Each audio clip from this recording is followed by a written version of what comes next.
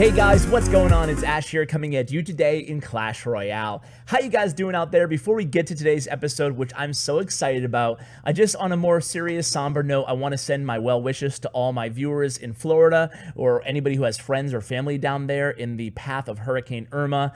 Definitely hoping that you guys stay safe and sound and protect your families as much as you can against such a devastating natural disaster. Also, a huge shout out to one of our Elite Gaming co-owners and a friend of mine and a lot of our clan mates, Keaton. He lives in the Caribbean and we haven't heard from him yet. Obviously, cell service is an issue there, but just want to send my love out to you, Keaton. Hope you're doing all right, man.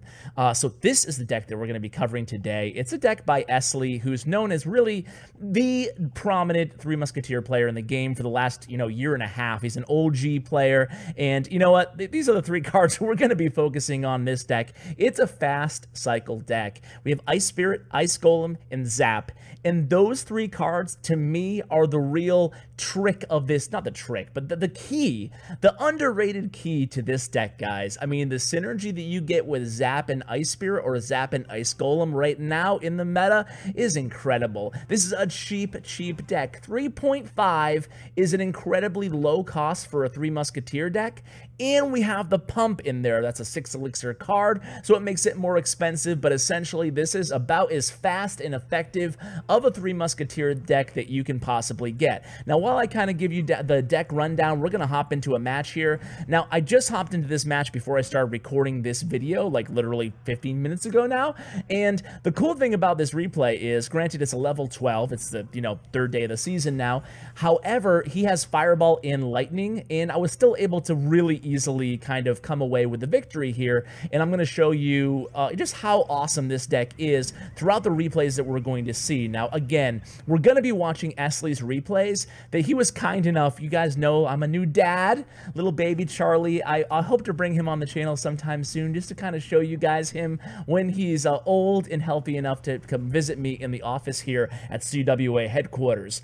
However, Esleys was nice enough to store his replays for 3 days waiting for me in a clan so I could record his end of the season matches from last season. So we're going to see competitive gameplay against the best players in the world in today's video. So, bear with me through my awful gameplay here, but you're going to see this deck is so easy that even I can win with it, right? Honestly, it's my favorite deck in the meta right now, so you guys should definitely give it a try. Now, of course, it's very similar to the old Three Musketeer miner deck with the minion horde, kind of a baity type deck, but it's similar in the cards, but it's a lot different. I mean, we have both, again, the Ice Golem and the Ice Spirit in here, as opposed to, say, only one of the two. Normally in a Three Musketeer deck, you usually don't run both. And we have bats instead of minion horde, which greatly decreases the cost of the deck. Normally this deck would run miner and sometimes a knight as well, so you had 2 tanks for your Three Musketeers. We actually save a lot of elixir, or not a lot. We save 1 elixir by subbing in the Ice Golem, but we add that defensive versatility as well. Now, the beautiful thing about Esleys replays here is that he included replays against decks that should give us a lot of problem, including decks with max Mega Knights, okay? So we're going to see how to deal with all these problem cards right now in the meta, and we'll see exactly what Esleys did to come away with some great victories, again, at the very end of the season, where, by the way, newsflash, Ash, you should have mentioned this at the beginning of the video, that he finished 5th overall last season with a Three Musketeer deck going against all these maxed out Mega Knights. And Mega Knights, if we've seen a hard counter, if we've seen a card that was introduced to the game that basically kills one other card, and it's probably going to be the Mega Knight to Three Musketeers, right? You just drop it on the lane with 2 Musketeers, and that's it, RIP. But anyway, here, we're able to come out with the 3 crown here, get a little bit aggressive and sloppy towards the end, but hey, it's me, guys. Let's go to the pro here on Esleys and see how he does. Now, this is interesting, actually, replays here. You can see he's sharing the replays. His name is V, and that's what it shows at the end of the season. But actually, it's his sponsored account that just got name changed to Nova Esleys. So it's kind of confusing here, but for all intents and purposes, V is Esleys, okay? So we're going to see how he plays here. And he's going against Mega Mo, right? Sandstorm with a really strong finish at the end of last season. And if you guys listen to my AY interview, you know that AY is a big fan of Sandstorm. They have kind of a healthy rivalry with Nova at the top of the leaderboards, the top of ladder at the end of every season. So they're definitely competitors. I wouldn't say they're friends, but he loves having Sandstorm be super strong. It gets his competitive juices flowing. So we'll definitely have to keep an eye on the rivalry between Sandstorm and Nova and who comes out on top this season. However, Esley did a good job representing at number 5. So here we go. He's going to be using the going against Mega Mo, as I was saying, who came in 3rd overall last season. 2nd or 3rd. We'll go back and look in a bit. But either way, he came in top 3 for sure last season. He was using this Hog Rocket Princess deck. We're going to see some interesting decks that Esley's going to go against. You guys might want to copy some of those too if you're looking to kind of experiment with different decks inside the ever-changing meta. This meta is really cool right now. I got to tell you guys, I'm seeing, you know, every video gets a few comments. The game is getting a little stale. Me personally, I've never been feeling the game as much as I am right now. I'm so excited about the October update, and then the update after that, hopefully the more competitive tournament update, fingers crossed, and then just all the cool things on the horizon, like Clan Wars and stuff like that. But anyway, let's not get too far down that rabbit hole, guys. Let's go to this this match here, and you can see Esleys doing a good job kind of avoiding the counters and trying to keep the pressure on Mo here, and that's something that you're going to see throughout all these matches. It's such a fast deck that he's able to be so aggressive with the 3 Musketeers that A, he can outcycle his opponent's counter oftentimes, and B, the opponent really never has the opportunity to play their game offensively. I'm sure you've been there, right? Where you're trying to just get into a match and try to play your game, try to get to your win condition and make something happen, but your opponent's just so darn aggressive against you that you can never get your game going. And this is the kind of deck that's going to be frustrating your opponents in that similar way. Now, if you don't have Bandit, just go ahead and sub in Knight. You don't have that charge potential.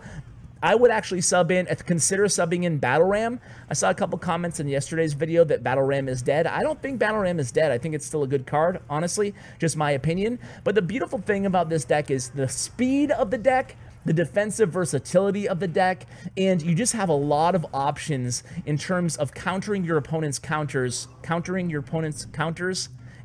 being ready for your opponent's counters, and we'll see that more in the next few matches. Look how aggressive Esley is here with the Miner, the Bandit, again, stopping his opponent from doing what he wants to do. One big final push here coming from Mo, a good job with the defensive Bandit, and you know what he's going to do right here? He's just going to go for the gold. He gets that Miner in, gets that zap in front of the tower, make sure he gets there ASAP, takes it down, and that was a really nice victory there for Esley.